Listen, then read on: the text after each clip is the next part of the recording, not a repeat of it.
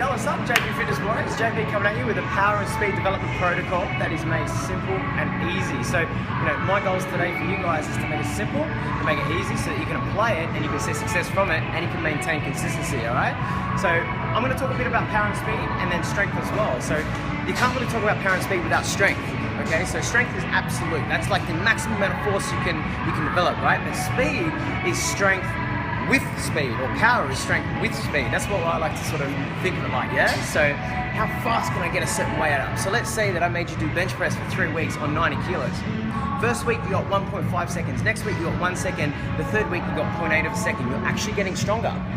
Does that make sense? No more weight on the bar, so don't stop thinking weight as an improvement. You're getting stronger because you're getting more powerful, or you're getting more speed under the movement, okay? So your force production is going up. Fast rate, your force production is going up. So what I want to, communicate to you guys, you JP Warriors, what I want to educate so that you can applicate is that speed is very, very important regardless of your goals. Especially if you're not a bodybuilder wanting to, compete at a high level and you just want to be all-rounded, quite fit, quite healthy, look good, and quite, well-performed from the training you're doing here, then maybe incorporate some power.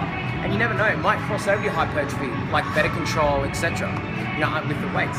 So I'm going to come at you real quick with this protocol, okay? So this protocol basically comprises of a system where you focus on strength and speed in the same week. So you don't go through a periodization block of just focusing on speed and then strength, because I find that the human body is more complex than that. And what I mean by that is you can incorporate more facets of training like speed, strength, power in the 1 week without the body's neurological capabilities,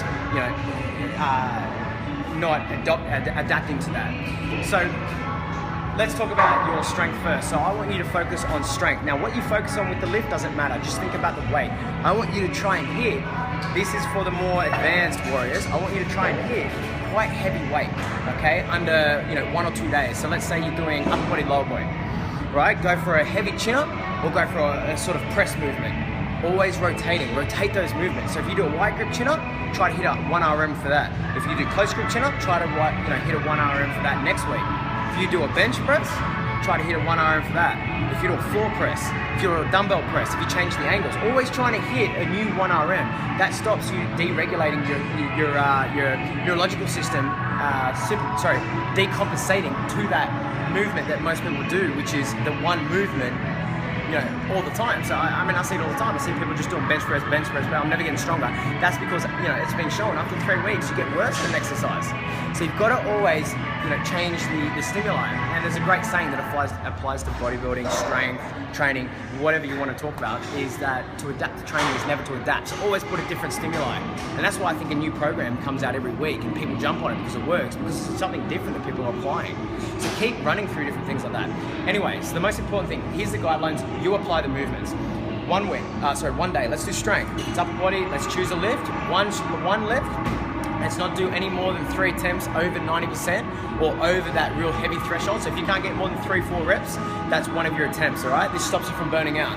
So your goal is to get within 2 to 3 to maybe 4 lifts to that 1 RM, okay? Or breaking that, that previous goal. So if you can do a 20 kilo plate for a wide grip chin up, tilt the chin, good shoulder position, then you want to break that. So let's try and go for 22.5 or 25, you know what I mean? And then you don't come back to that for ages. So you're always breaking records, right? From that, let's then go, we do 2 days like that, 1 to 2 days like that, upper body, lower body, or legs, or even just 1 day, depending on how your recovery is or your seriousness. Then let's go some speed days, right? So the speed days are more working in the realms of 50 to 85% depending. If you're real serious, use bands, use change so you accommodate that resistance. Or if you're just mucking around, let's just go in between sort of 50 to 70% of your 1 RM. So if I did a bench press and my 1 RM is 100 kilos, then let's think about adding, anywhere between 55, maybe go down that low if you're going to use bands, up to 70 kilos. And let's try to get 2 reps, but focusing on that force, that fast force rate development. Bang, bang, yeah, under control. On these speed days, I don't want you to think about coming down slow unless you're a beginner and you need to develop the movement and you need to get better at control. If you're a bit more advanced, right, and you understand the movement principles we teach, like spinal organizational talk, then bang, bang, let's go for the speed, okay? So then after that, what you can do if you want to really focus on your speed is, do something like box jumps, you know what I mean? So you can finish off with some plyos, which are more like 30% of your 1 RM, or 30%. So, you can finish off with something like this, start to show off. And that's something like, you know, what you can finish off with. But then after these workouts, this is where your bodybuilding ties in, or you're sort of looking good ties in, your aesthetics.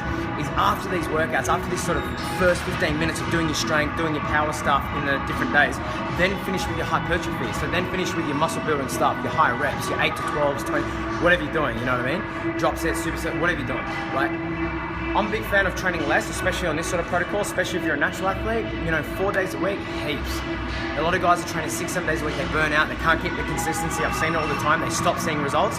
This is a good protocol for even bodybuilders, because if they tend to, or if they see they're not getting a 1RM, or sorry, they're not getting a successful lift each time they come to do the strength stuff, so they're not breaking a new record cycling through the different lifts, then it probably shows you neurologically cooked, yeah? So you're not probably going to grow anyway, and you're not going to see as good a results as you could if you met that fine balance between recovery and work. In the work, you know, yields your results in recovery. So, you know, there's just a little thing for you.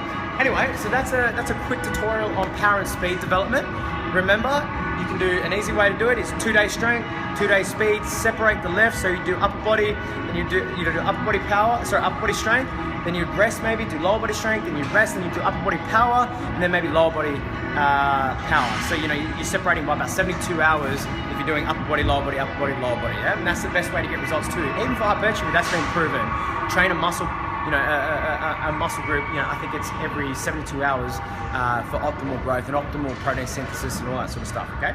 So there you go, there's your speed and power development video today. And remember, the most important thing is keep log of your record so that you know what you're trying to break, yeah? And also start off always with your mobility and your stability stuff. And make sure you get to the Instagram page and the Facebook page, because I'll post up weekly stuff for your mobility and stability stuff, yeah? And that's what really makes an athlete, the little fine-tuned stuff, okay? Anyway, JP's Fitness coming at you. And remember, eat organic, stay healthy, and do your meditation. Done. Laters.